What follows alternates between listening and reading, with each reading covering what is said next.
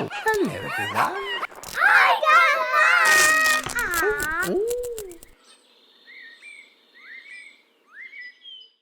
I'm Ricky Belletto, a journalist and presenter at the BBC with more than 10 years' experience working on the children's news programme Newsround, which celebrates a massive milestone next year. And now we hope The Key To will become a long-running feature of future CMCs. We should thank CMC's patron sponsors for supporting this event and, in fact, the whole of the conference, and you can see them on your screen now. There they are. They're vital to the conference's success, so thank you to all of them. Now, The Key To is all about getting to know an individual from our industry and finding out what makes them tick. What do they care about? How has their career reflected that? And what motivates them to keep going? And most of all, of course, to keep talking to kids. Now, our first ever key holder is someone who's been talking to children and young people from their screens since she herself was a teenager. Having presented for GMTV, she became the first presenter of Channel 5's Milkshake and then went on to be the longest serving female presenter of Blue Peter, clocking up 10 years from December 1997. Since then, she's continued to present on TV, radio, and podcasts. She's interviewed some amazing subjects in her time, which actually makes me a bit nervous about the way this is going to go, because they include the likes of J.K. Rowling, her first ever TV interview, it was, I think, also the former Prime Minister Tony Blair, Prince William, and Malala Yousafzai. But now the talking continues, and she has become a successful children's author. Cookie and the Most Annoying Boy in the World was inspired by her own London Bangladeshi background and her love of science, and as she says, being a little bit nerdy as well. Other books have followed, and a third Cookie adventure, Cookie and the Most Mysterious Mystery in the World, will be published in September. She's also written for TV too, for the Black Mirror series as well. And presumably the talking continues at home as well, because she is a mum of two boys who are home right now, and I think self-isolating as well. So she's got a lot going on. Let's see if we can discover the key to Connie Huck. There we are, Connie. Welcome. How are you doing, Connie? Good, thank you. Apart from the homeschooling, but yes, had to get back into that this week because one of my boys is self-isolating off school. The other isn't, so it's a continuous juggling act. Well, it sounds like that is going to be coming to an end when they all head back in September, isn't it? But yeah, it's been a crazy year, hasn't it? Thank you for taking part in this session. You are our first key holder. The first question is going to be, what is the key to Connie Huck? Gosh, that's kind of an abstract, deep question. Key to Connie Huck. Well, I don't know. I mean, obviously, I've worked with children sort of since the beginning of my career. And I don't know, my philosophy in life is that happiness comes from helping each other, not helping yourself. And I do believe that children are the key to a bright future because they're shaping and forming in those primary years. By your secondary years, you're done. By your 20s, the blueprint is so fixed that by your 30s, you need therapy to undo it all. So if people can get the kids right, then the future is very, very bright. No matter where they go in life, whether they're the prime minister or the head of the USA or, a teacher in a school or wherever they end up, if they've got values sort of altruism and empathy and good core sort of values, then they can only help make the world a better place. Can you take us back to your 16-year-old self? When did you realise you wanted to become a presenter? Because I mean, we were talking about this before, but your parents weren't so keen, were they? Well, it's not that they weren't keen, but say my parents came over. There they are. I always think that photo reminds me a bit of The Simpsons. My parents came over from Bangladesh in the 60s, and as with lots of their peers, they came over to try and give their kids a better education than they felt that we might get in Bangladesh, a better start in life. And so, they came from a background where the revered professions were sort of going into sciences and becoming a doctor or an engineer or an accountant. So they were very much sort of pushing all of us, or would have liked all of us to sort of go into these sort of professions, which were revered from where they came from. But over here it's sort of like footballer, TV presenter, fashion designer, pop star seems to Yeah. be the sort of kudos or revered professions, which is a bit skewed in a way. And so I was always torn growing up between, because I always loved sort of the arts, and I loved drama. I was at my local theatre group, and then I became a member of the National Youth Music Theatre, and I just loved sort of drama and acting and performing. But I also loved sciences, and I'd often get asked, "Are you an arts person or a sciencey person?" And I think, well, I'm both. So I was going to go into engineering. I was doing maths, physics, chemistry, and further maths A levels, when I saw an advert, or my sister saw an advert in Time Out magazine for open auditions for TV presenters. So I was 16 at the time and just thought this will be a laugh. And me and my sisters went along for a laugh. And I ended up somehow, probably because I was not thinking that this was a serious thing, getting a job on cable and satellite TV on the children's channel, which no longer exists. That's how far we're going back. Presenting a program in their teenage. They had a teenage section in between when the Family Channel switched from the children's channel. They sort of. What was it called? Can you remember? What was the name of the channel? Yeah, so the program was called TVFM, Television, Video, Film, and Music. Okay. And the channel was the Family Channel and the children's channel. It was the sort of bridge in the middle, sort of early evening programming.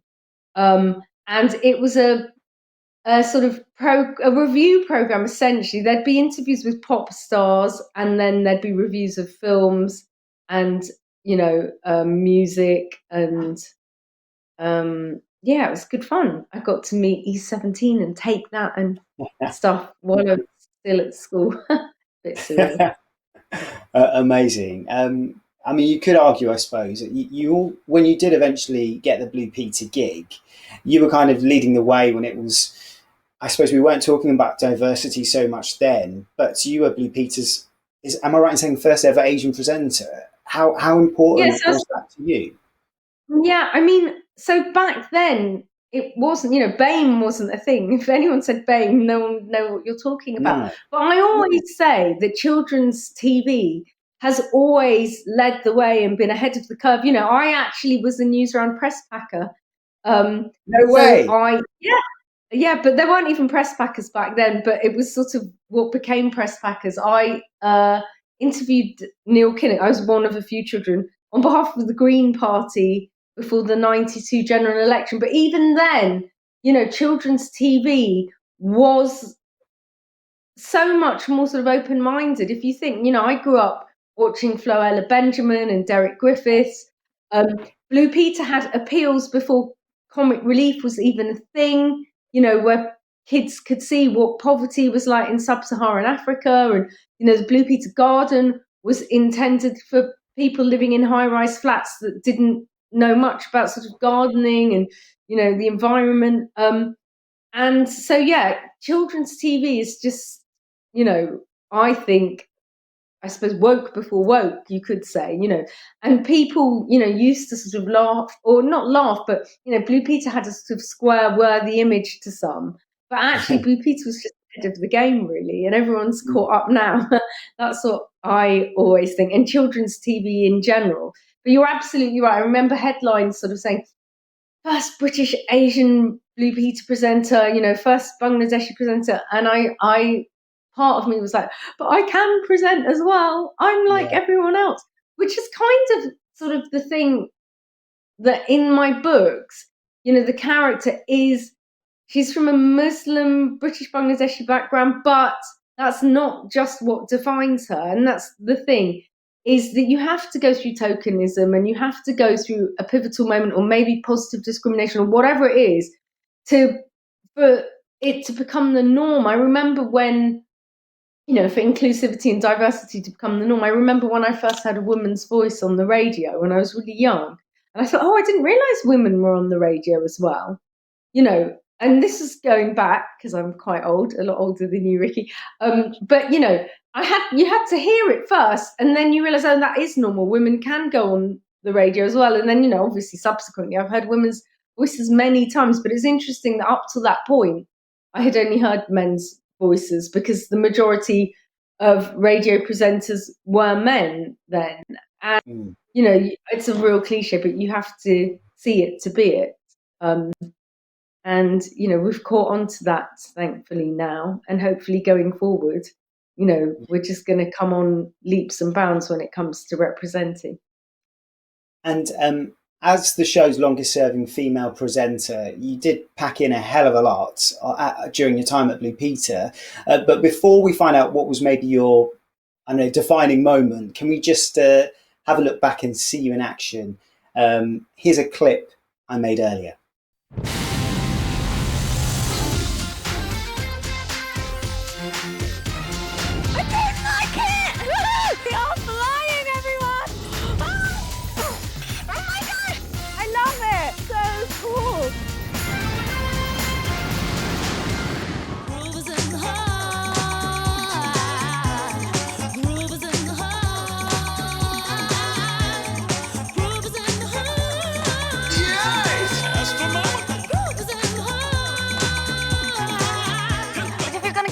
Competition. I need more arms, more hips, more everything. All that it takes, one more chance. Don't let our last kiss be our last. Give me tonight and Welcome to my crib. Oh, I'm in love with you. I know everything changes. I don't care where it takes us, 'cause I know how I feel about you. Am I like a creative genius? Can we bring yesterday? Don't rip that up. Rip this up. Come on. That's so unfunny. And slow moving on, 'cause I know you're the one, and I can't be without you. Do you know, Connie, watching that, it also brings back a lot of really cool memories for me, because I think what you get with you're such a genuine presenter, and you just, you're not putting out a certain cool image or trying to be a certain way. You were just so genuine, and that always came across for me, and I'm sure lots of viewers. Can you just tell us, though, what was your highlight from your time on the show? Was it a certain story or a certain person you met, or jumping out of a plane? What was it? First, I'll just say it's probably because I'm not a cool person. That's why. No, I didn't mean like that. No, but that's cool. Being cool is uncool. I don't know. Does that even make sense? So basically, I did an appeal with the British Red Cross.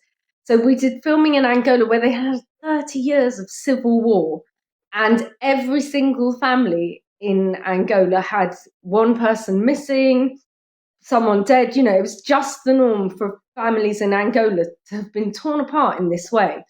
And the Red Cross has this tracing program where essentially it's like being in a detective agency, where they would find missing people for families and reunite them.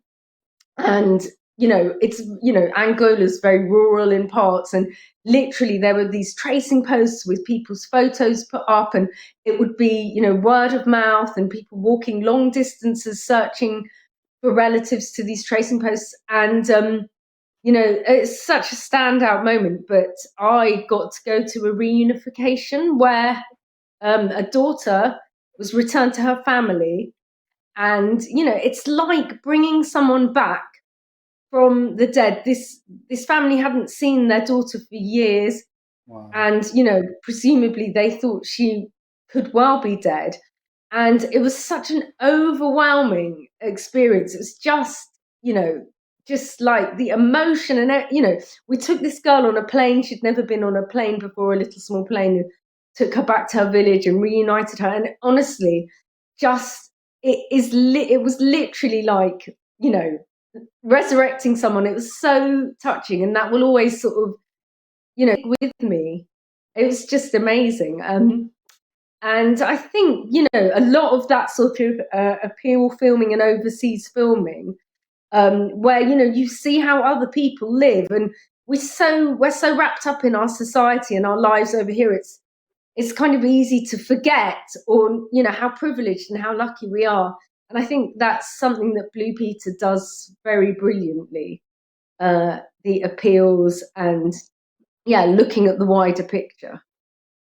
Did you feel that you had to be really careful? Because obviously, I mean, Blue Peter had its scandals. And I think, when I first got my job at Newsround, my editor sat me down and told me what I shouldn't be doing. I don't know, did you have those same conversations? Oh, yes. And were you wary of how you were behaving outside of the studio as well?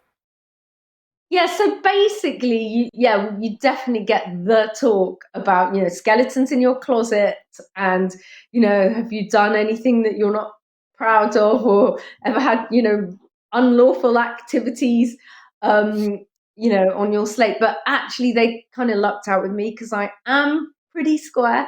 I literally, I'm so boring. I'm teetotal, don't drink, don't smoke. What do you do?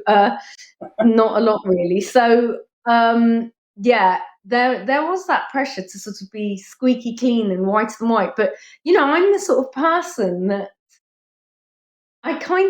I'm not that, even when I was leaving Blue Peter, and my then agent, would have had me sort of turn up to a red carpet premiere in a negligee or whatever.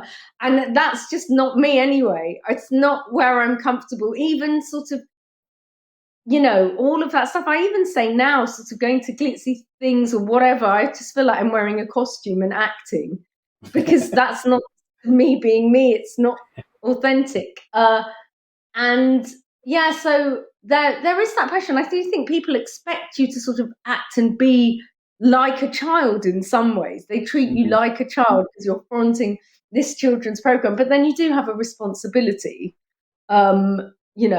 and similarly, I had a responsibility sort of as an Asian role model, I guess. And, as a role model for kids or whoever's watching, really. But that was fine by me. I do think, there's a real tendency. A lot of people go into children's programming as a stepping stone because they're just dying to get into, I don't know, light entertainment or, grown up telly or whatever. And really, like I say, kids are the important ones. They are the future. It's really way more important, the awards that are given at the children's BAFTAs or whatever, way more important than the actual BAFTAs, because those are the programs that are shaping the future of tomorrow, because that's what kids are. And I think Blue Peter was one of the first programs, wasn't it, that really focused on the environmental side of things, recycling, so much more than, that's so much more relevant today. Did you feel back then when you were talking about it that it was just Blue Peter that was doing it? No one else was really talking about it. Yeah, so Blue Peter have always had the mend and make do mentality. When they're crafting things, you're using, I don't know, washing up liquid bottles or whatever, you're always recycling and upcycling. And similarly with a lot of the appeals, you're collecting, used drinks cans or milk bottles or whatever it is. And once again, ahead of the curve, Blue Peter, because back then, you're absolutely right, Ricky, it wasn't really a thing, and the environment wasn't on the agenda like it is today. Yet, in my time, Blue Peter, and I left the program. I did 11 years, and I left in 2008. And they had a green badge already then, and so once again, there's sort of there's real core values of altruism and at the heart of Blue Peter, which is so important, and that's important with all children's media. Talking of young green campaigners, all this week during CMC, we're hearing from young change makers, and I think this afternoon we'll be hearing from a 9-year-old STEM activist and junior neuroscientist, so someone who could be following in your shoes, Connie, one day at the end of our session. But let's get back to another question for you now. After Blue Peter came lots of other high profile gigs like the X Factor. But why did you decide to turn away from that kind of entertainment presenting world and become an author? Can you tell us about that journey? Yeah, I mean, once again, that sort of presenting, there's a real tendency of sort of dumbing down everywhere. And it's like we should all be intelligencing up rather than dumbing down. And don't get me wrong, light entertainment is great if, anything is good if it has a positive effect in, you know, in the grand scale of things. But I don't know, there is this tendency now for everything seems a bit to me vacuous and mindless. I don't know, maybe it's not me, perhaps, but I see these people sort of on social media and everything is great and fun and brilliant until you sort of don't feel included, and it's all about inclusivity. So, you watch these programs and these celebs, and you look at I don't know, they've got pampas grass in the house or whatever is being peddled to you as the thing to want, and it creates this society where you feel you have to have the clothes to fit in, and you have to have the house to fit in, and you have to, everything is all about sort of the glitz and the glamour, and people are just chasing and chasing this stuff, thinking that their happiness comes from these material goods and this world. And yeah, you get the iPhone 1000, you're happy, but then the 2000 comes out and you want that, then the 3000, the 4000, the 5000, you're just continually chasing this thing, and the sadness comes when you can't get it, and there's a lot to be said for sort of social media and sort of the whole entertainment world, whereas on one hand everyone's saying about sort of climate destruction and disposable fashion and so on and so forth, I don't feel that the dots are always being joined up, because it doesn't really serve the control culture and the media, mass media, and the big companies to actually abide by that. And yeah, I don't know, books, to me, people in kids' TV, and people in books, they really care. Especially in children's books, they sort of care because they're not just doing it for the big bucks, which is what it felt like a bit more, I would say, in the world of grown-up TV. It's more about sort of chasing the money and the adulation and all of that sort of ego-blowing stuff, which is all part of that thing of sort of wanting more and more and having everyone judge you unless you get more and more, and climbing higher and thinking that's where your sort of happiness comes from. And it's not sustainable. You can't get poorer than having nothing, but you can always get richer. And that's the thing, since post-war society and sort of the boom of consumerism, you can always have more. You can get the super rich and the super duper rich and billionaires, and money just multiplies in big amounts, and it's never ending, and it's not sustainable. It's not sustainable with the dying planet to keep producing stuff and having more and more of this stuff and being told that you're cool if you have more and more of this stuff and this is what you need and this is what you want. And books and kids are the answer, in my opinion, because us grown-ups, we're past it. It's really hard to change the habits of a lifetime. Anyone that works in a PR company will tell you, to get a grown-up to change a certain brand of their purchases can be a hard ask. Whereas with kids, if something goes to their core, they take it with them for life. And, I've seen it so many times on people we've had on the show, on Blue Peter. I remember interviewing the designer of the QM2, the biggest cruise ship with 5 swimming pools. It's like something, it's like the Titanic. It's got a thalassotherapy pool. It's got a planetarium. It's got all this amazing stuff. And I said to him, how did you come to design this amazing thing? And he saw the sinking of the QM1 on TV, and it really affected him. And he said, I knew then that I had to do. I know, but I mean, that isn't not your norm with.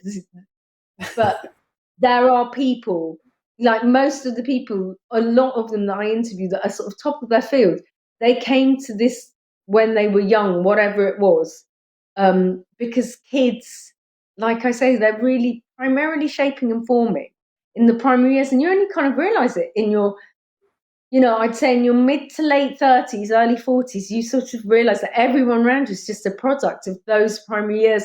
That teacher that said that thing to you at school, that parent's mannerism, that thing you've picked up of that person, you know, all of that stuff, why you're funny about certain things, you know, it's all to do with those early years, really.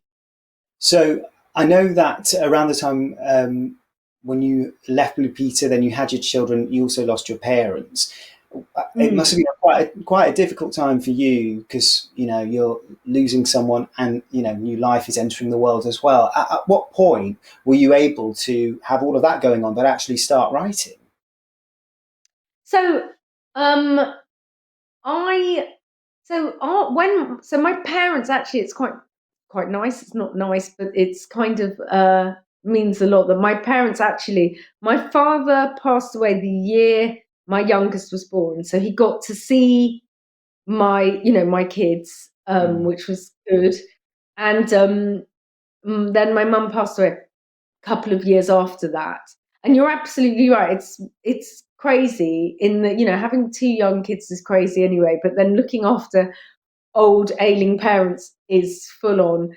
And what was quite bizarre is you see your kids picking up new things every day.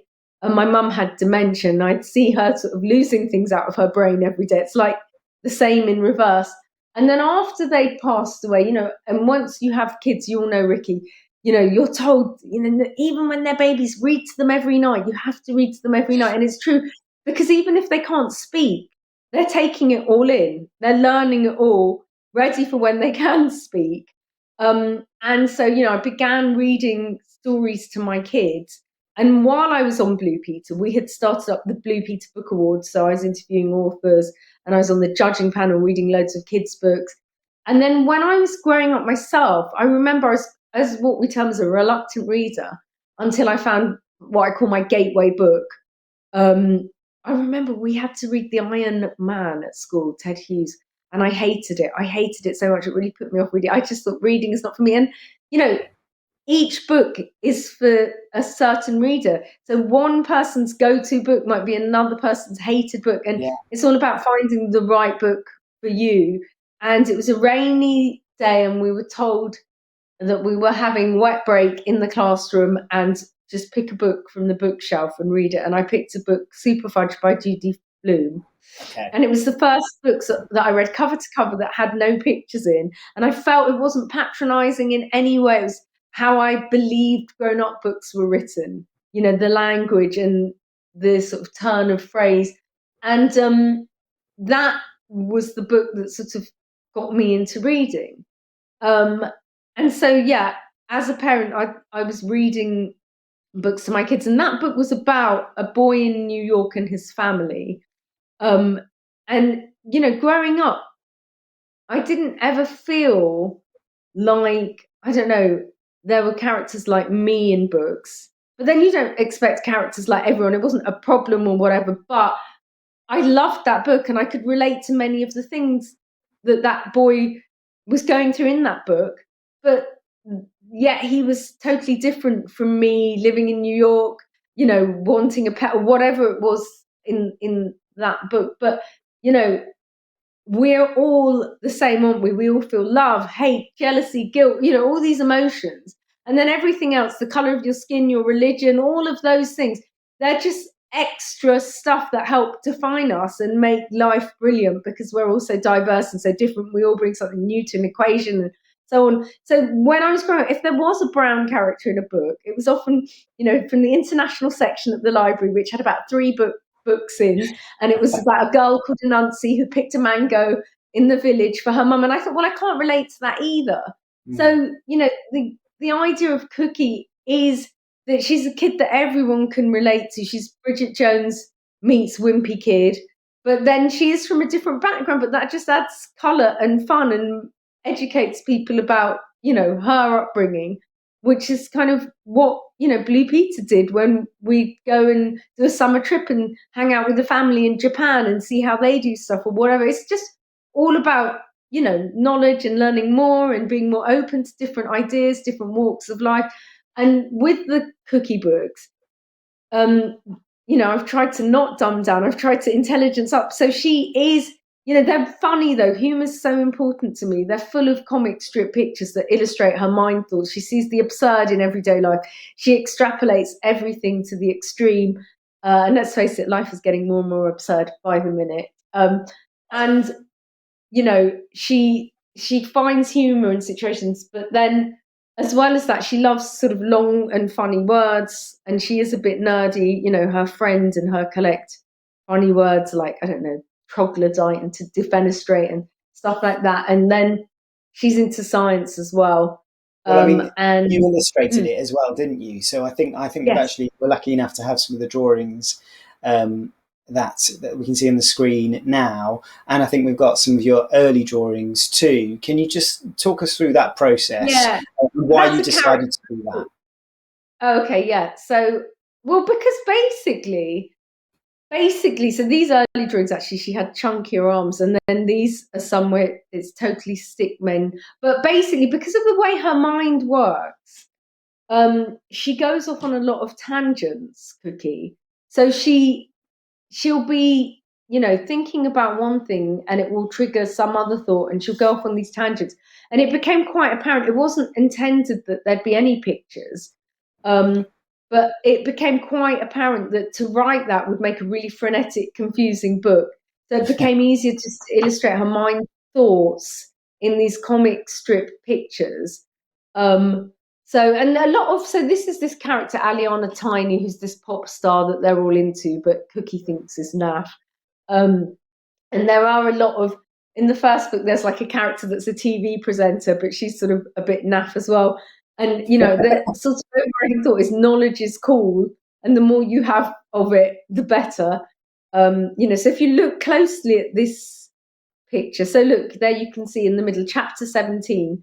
And then one of the words on her list is troglodyte. And there's a man saying, "Oh, you dropped some rubbish," to this caveman. And then he says, you dropped some rubbish, you troglodyte. And the caveman saying, "I live in a house, thank you very much. Don't be so judgmental." And the man saying, "I'm not, I live in a cave." And then the caveman says, "Oh, you troglodyte." But it's just that thing of showing how, I don't know, people can be hypocritical and you can't judge a book by its cover, and there's more to people than meet the eye. And we all have these weird brains that are all so different, but they all bring something new to the equation. So, Cookie could well have ADHD. Her friend Jake, who she hates at first, is kind of quite an anxious boy. Her friend Keziah is quite shy. There's another one called Axel, who at first they call him Axel. Axel, I always look at the floor, Khan, because he never really has eye contact with anyone. And, this sort of thing of like, we've all got something, whether we're OCD or whether we're whatever it is, but actually it's kind of brilliant because those can also be our superhero powers almost in some way. And every difference means that, someone could put a unique pair of eyes onto a problem or bring something new to an equation. And it's to be celebrated. Absolutely. We're going to go on to your next book, which I think explores themes around the climate emergency. But just before that, we've had a lovely question come in here, and I thought I could I'll put it to you now because sometimes these always get wasted at the end. It's from Jen, and she says, "Hi, Connie. As a young performer and aspiring TV presenter, what are your top do's and don'ts for presenting?" I bet you used to get that a lot from like kids that you'd meet in the studio as well. Everyone back in the day wanted to be a TV presenter. What are your do's and don'ts? I just think never be patronizing, never just talk to people like they're, I remember once doing, making something on Blue Peter, and I used the word adjacent, which isn't even a complicated word in my book. Anyway, the, whoever was producing the item said, maybe don't use the word adjacent. And I said, if one person learns the word adjacent, then it's good that I used it. And the others, it filters in. And maybe they don't learn what it is that time, but they'll have much more of an idea next time, because the more you're subjected to something, the more times, the earlier it filters in, which is kind of the same thing with the books. I put things in that might not necessarily click first time, but next time it will go in. But I always say to people, but times have changed now. There's YouTube and all sorts, Jen. But I always think it's make a show reel. It's kind of easy enough to do. And I used to say present a mini program or the style of program that you'd like to be presenting. So I'd say like do a little mini menu, make something like beans on toast, do an interview with someone, and then maybe a tour of your bedroom or your house or whatever, just like a mini 2-minute program to show all the different things, interviewing technique, interacting, serious piece of camera. That's what I used to say. Nowadays, I guess get a YouTube channel is what people would say. TikTok, it's hard, isn't it? Yeah, also send stuff to producers on credits of programs that you can see yourself presenting. Yeah. I remember actually I used to present documentaries for the Asian Network, and Jamila Jamil was a modelling scout then or something, and I remember thinking, well, you're quite eloquent, and there aren't enough Asian faces on telly, and I knew they were looking for people on E4. And I said to her to do just that, make that little show. We'll get in touch with that. And then I saw her a few weeks later or something, and she said, I did that thing you said. And then and it worked. And same with Angelica Bell, Beans on Toast, same thing. And, so it can work. I mean, it's much more competitive now. So. Yeah, it is. It is competitive. But like you say, you've got to try and stand out. That's the most important thing, and just not pretend, I suppose, to be someone that you're not, which is really important. Let's get back on to you again.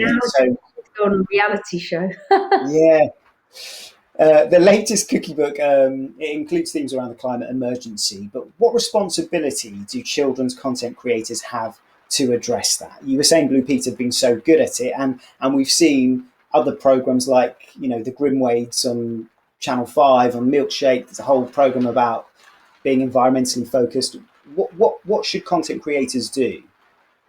I mean, there's a massive responsibility. I think we are catching on to change the norms. It's the societal norms. All we do is conform to what everyone else is doing around us. If right now I was wearing a 24-karat gold jumper and I said, look at my 24-karat gold jumper, you'd think, oh, that's a bit much, wouldn't you? You'd think, it's a bit excessive. What an idiot. And I wouldn't do that. I would be judged as an idiot and a bit excessive. And, where do we judge what's excessive? People don't need as much clothes as they have. They don't need as much possessions as they have. They don't need as many things. We talk about disposable fashion. There are people that will rip out a fitted kitchen after 5 years because it's a bit untrendy and put a new one in. Everything, the way we're going, like I said, we're producing more and more stuff.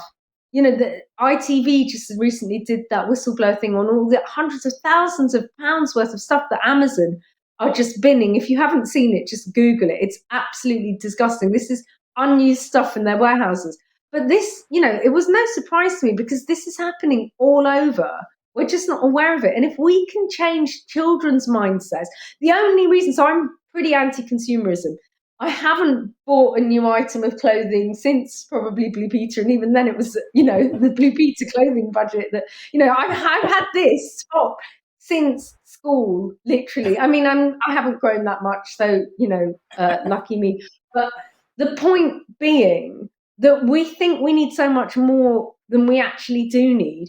And we're so ridiculous now. We're so judgmental that if, I don't know, there's a thread loose, people throw that away. We need to bring standards down a bit almost because it's just getting too ridiculous. If I go to someone's house and it's spotless and it's gleaming and there's not one thing on a surface, then suddenly, oh no, well, I have to do that if you come to my house. Otherwise, you'll judge me. It's getting too stupid and too ridiculous, and it's not sustainable.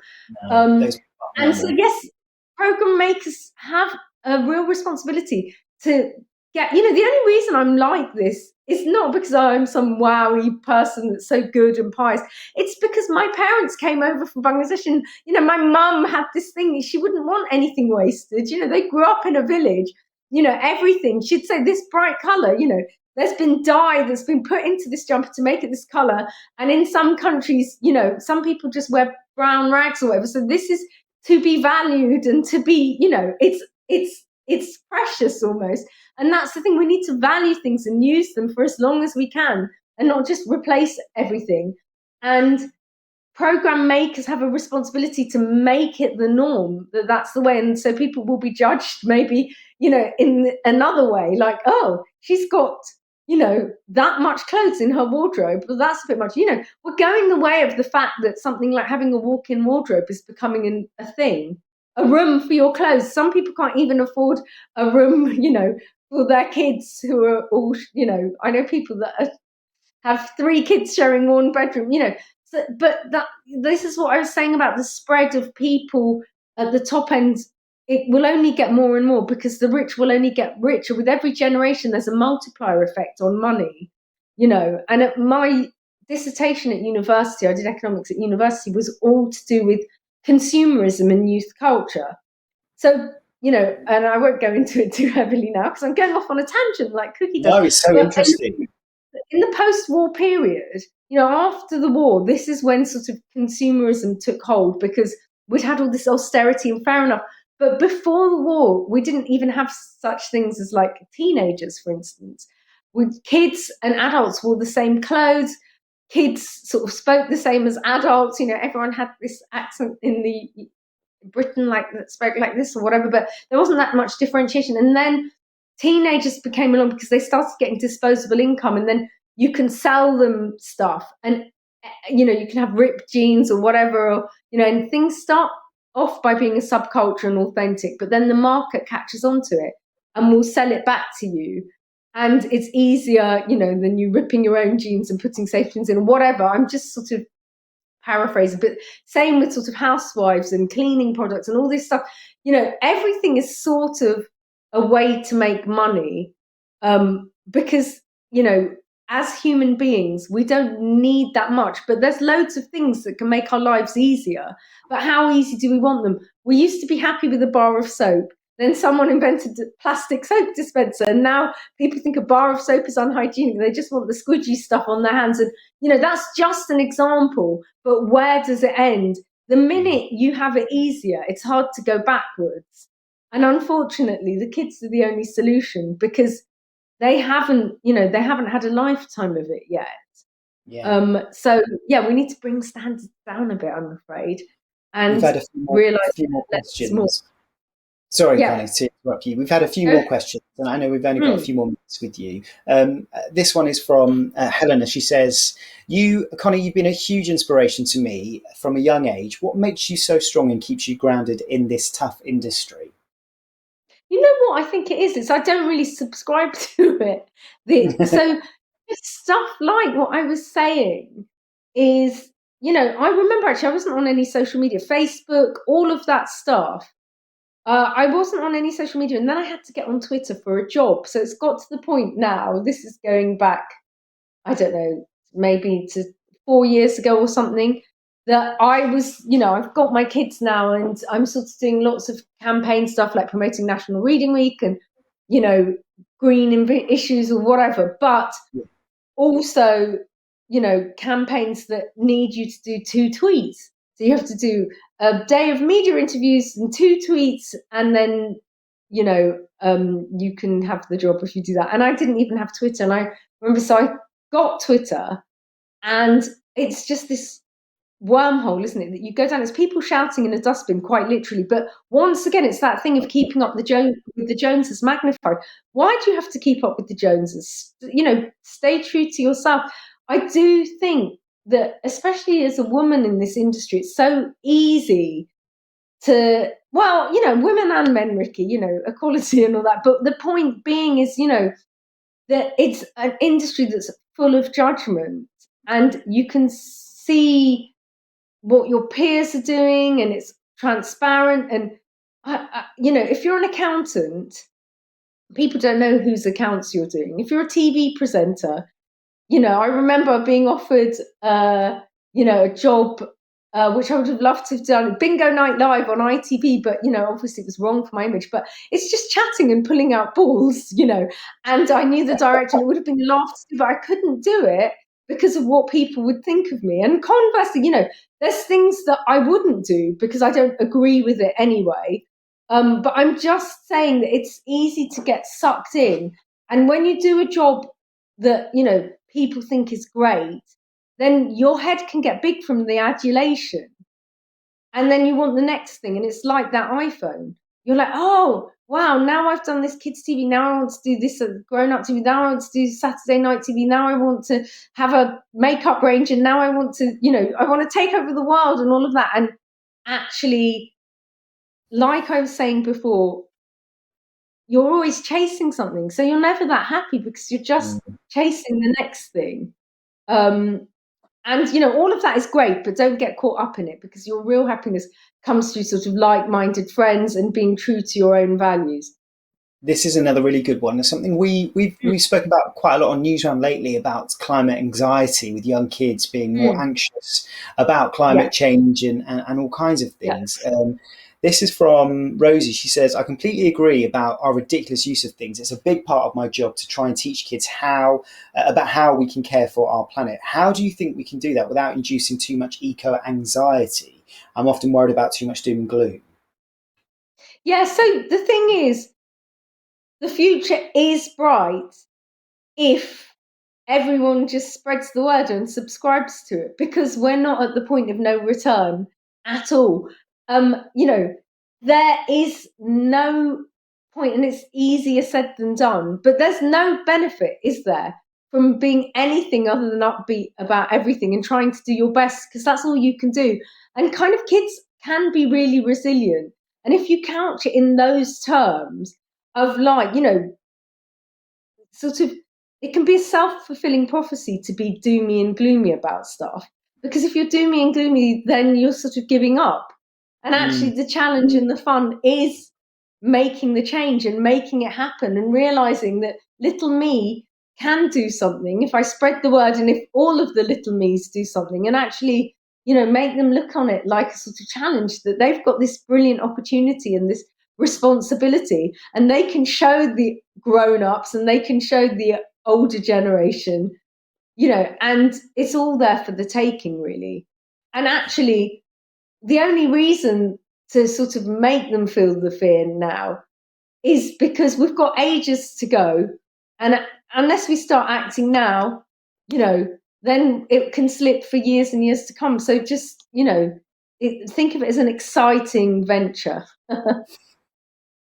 This is from Jessica. She says, this has been amazing, really enjoyed it. She works in diversity and inclusion. We talk a lot about creating an environment where people can be their authentic selves at work, which can be difficult when you feel like you're a bit different. She says, where does your confidence come from to share who you really are? Well, it's funny because I don't know that it, for years I thought I didn't tell people that I don't buy clothes and I don't sort of, people can think, oh, she doesn't buy stuff, how stingy or whatever. I don't know. It can be seen as weird, but you have to remember actually that, today's nut jobs are tomorrow's trailblazers. Suffragettes were thought of as weirdos, oh my gosh, chaining themselves to the railings. What are they doing? But actually, it's the people that are different that make the changes. And actually, that's how, I sort of can stay strong in the media world or whatever, because lots of people just take it too seriously. How many followers they have or whether they look really glamorous or whether their clothes are cool enough or whatever. And it's just so stupid. It's almost laughable. And you have to almost rise above it, I think. And then the minute you can do that, you're sort of empowered. The minute you're confident in yourself and you don't care. But I don't think, in my 20s, I don't think I was like this at all. And I do think you grow up and your parents tell you, don't waste this and don't do that. And you just think, oh, shut up, you're so boring, whatever. And then you do go through this phase of, I was into sort of whatever was in, Levi's 501s. I wanted Levi's 501s. I didn't want to wear other jeans or whatever, which is all part of that sort of consumerism and branding and all of that stuff. But what's weird is when you get sort of, when you're just wanting to be accepted, aren't you, in your youth, and you want to fit in and you want to be accepted by your peers. And then when you know who you are and you're confident in yourself, you don't mind being the weirdo or being a bit other. You realize it's actually quite empowering. And now I'm just so happy that I have friends that like me for me rather than the clothes I wear. So I can go around looking totally untrendy. And actually, it's brilliant. It's a signaling device that if they still like me anyway, then they're my tribe. I remember, I mean, I don't at the moment. I used to have this cracked screen on my phone. It had this line down it. And some people go, oh, you need to change your screen. And I'd say, I could spend £100 and change the screen. Or that money could feed mouths and go to charity, and I could have a line across my screen. Really not that big a deal. And that's the thing. It's a good screening mechanism. The ones that don't want to hang out with me with my cracked screen, they're not my people. They're not like-minded. And just be confident to be you and attract people that like you for your brain rather than your clothes or your mansion. Rosie says, bless you, Connie, for wishing you'd worked on Bingo Night Live. You had a lucky escape. I just thought it'd be fun. Just be chatting all over, and all the crew were all my friends. But yes, I know I wouldn't have done it. Listen, I think we've had some fantastic questions. I'm not sure, we might have one more pop up, but the last one that I wanted to end it on with you. And again, this is going to sound like a smash hits question, but if you could do it all over again, your time at Blue Peter. So, is there anything you would have done differently? You know what, actually? I remember when I joined the show and I went to Bangladesh, to the village, and I did cooking with my family there. And I remember that I was too embarrassed to speak Bengali. So I used an interpreter. And my Bengali is terrible. So Bangladeshi people do laugh at my accent and stuff like that. And I just felt too embarrassed and self-conscious, maybe because I was new on the program. And this isn't the only thing that I'd do differently, but I would have rather been confident in myself earlier on, but like I say, you're sort of, when you're young and you want to fit in, you just want to be like everyone else, and that's the thing. And I guess you only realise with age that just be happy to be who you are. Well, listen, thank you so much for talking to us today. I've loved it. I was so excited when this landed in my inbox and I had the opportunity to talk to you anyway. So thank you from me, but from everyone here who's put this together. We really appreciate your time. I think in a moment, and I know you're going to be looking forward to this one, Connie, we'll close this session by hearing from another one of our change makers. But first, if I may, just a few more promos. There are more speed meetings with commissioners tomorrow. To be sure of a place, you need to book in, and booking opens at 9 o'clock UK time. Then at 10 o'clock tomorrow morning, you can join a Wonder Chat to meet some of the contributors to the business video, corporation credits and cash flow, all about what you need to set up your project and get the best benefit from funding and tax credits opportunities. And if you haven't been into the Wonder Networking space yet, the link to get you there is in the red box in the session description just below this video stream, I think. And if you're into animation or interested in animation, the first session tomorrow morning at 11 o'clock is Animation Assemble, a dramatic title for dramatic times.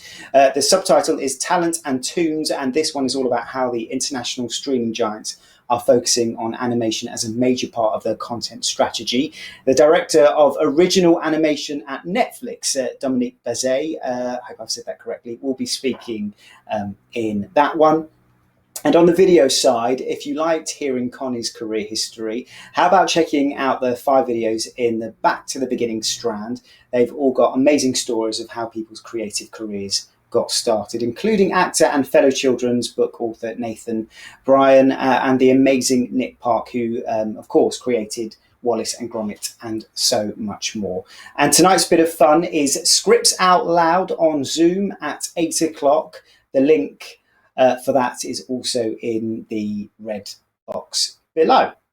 Okay, you can join in as voiceover artists, perform new animation script extracts, and play about with different interpretations, voices, and so on. It's eavesdropping on the process of the recording studio, so don't miss that at 8 o'clock. So, there you go.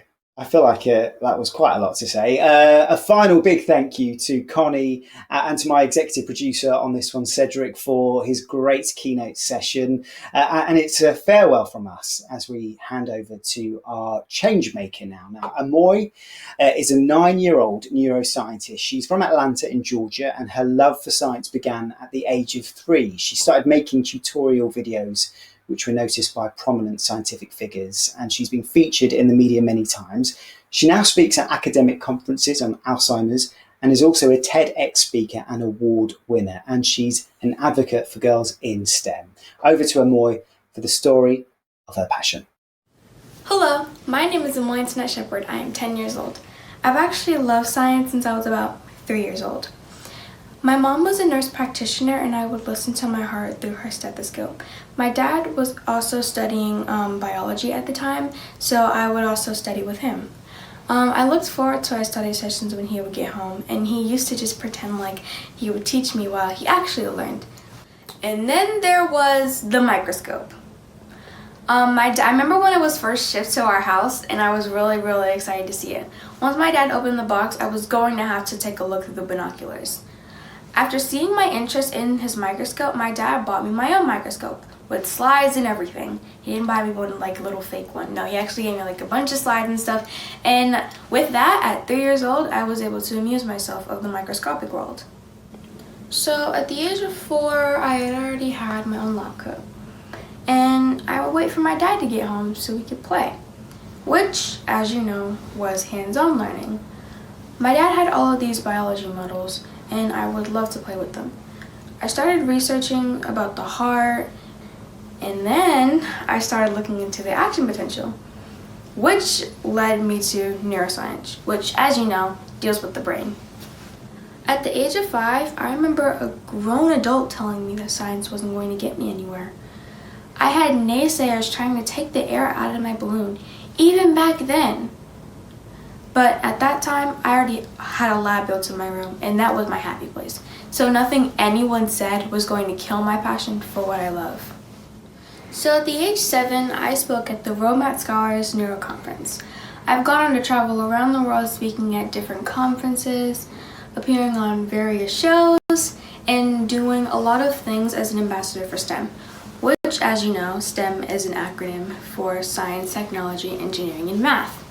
Now, this STEM movement is particularly important because it provides students with the tools to be able to participate in the workforce of a changing future. Today I'm tasked with providing insight on what I personally think are important elements in creating programming content that can teach children. Keep in mind, I am merely presenting elements that I think have successfully worked for me personally in the past and should work in the near future. I'm not here to reinvent the wheel. I'm just here to put a different spin on it. So, when I was very young, I loved Wonder Woman. And not the newer Wonder Woman that you see today. I like that one too, but I used to watch the Linda Carter Wonder Woman. I downloaded season 1 and season 2, and I would watch episode after episode after episode. I used to just keep on binge watching it on loop. I used to wear the Wonder Woman costume. I got the bracelet. I would spin around in circles and get really dizzy. I would do somersaults, cartwheels. I would try to do a handspring, and I would jump off of furniture. I would have my dad catch me while I jumped off my couch. I just was little Wonder Woman. Who wouldn't want to be Wonder Woman? I mean, look at her. She's this beautiful goddess who's fighting crime and doing it fearlessly and just doing it awesomely, period. She's just doing, she's amazing. One day I was in my mirror, turning around, pretending I was Wonder Woman as always. And I realized something. I was like, I don't look like Wonder Woman. As amazing as she was and beautiful as she was, I didn't look anything like her. My eyes were different, my hair was different, my skin was obviously different. And I remember crying to my dad and just being like, I don't look like her. Like, how could I be as amazing as Wonder Woman when I don't even look like her? My dad laughed and was like, hold on. And then he went upstairs and went into his corner of comics.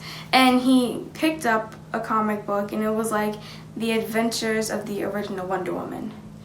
And it was basically about Wonder Woman's sister. And that's not even the craziest part. The craziest part is that her sister was black. So I remember reading the comic book and like, whoa, Wonder Woman has a black sister. And her name was Nubia. So at first I was just so sad that I didn't look like Wonder Woman. And then my power was restored. Now, why do you think I was happy once I realized that Wonder Woman had a black sister? This is because representation matters. Inclusion matters. I think that kids should really get a grasp of the real world and see, people like them on TV and seeing what the real world is like and all the different people who live there. Music is also a very important part of learning. A well-written song can be the absolute difference maker in how someone learns. This is because of something science calls long-term potentiation. Long-term potentiation is basically the brain's way of forming neural pathways through repetition. So it's this repetition that causes a repeated firing of action potentials, which eventually forms neuroplasticity and creates actual physical changes in the brain.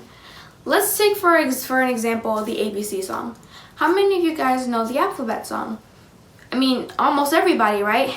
The ABC song is very popular around the world, and you've known it probably before you knew how to speak. It was the most powerful tool in allowing small children to learn the alphabet. It was catchy and witty. 2-year-olds can say it and essentially code their brains to say it. And this is because music is powerful. Comedy sketches are also very good tools for teaching. Laughter is healing. I like to laugh. I watch a lot of old comedy sitcoms with my mother where the laughing studio audience is probably a sample that's played after each punchline. But that pre-recorded sample was also your signal to laugh. The writers of these sitcoms were consistently giving you content that were learning moments. While you obviously laughed a lot, you came away with something to remember. If you can make a person laugh, then they are more likely to receive what you are conveying. If they can receive you with a smile, then learning becomes fun.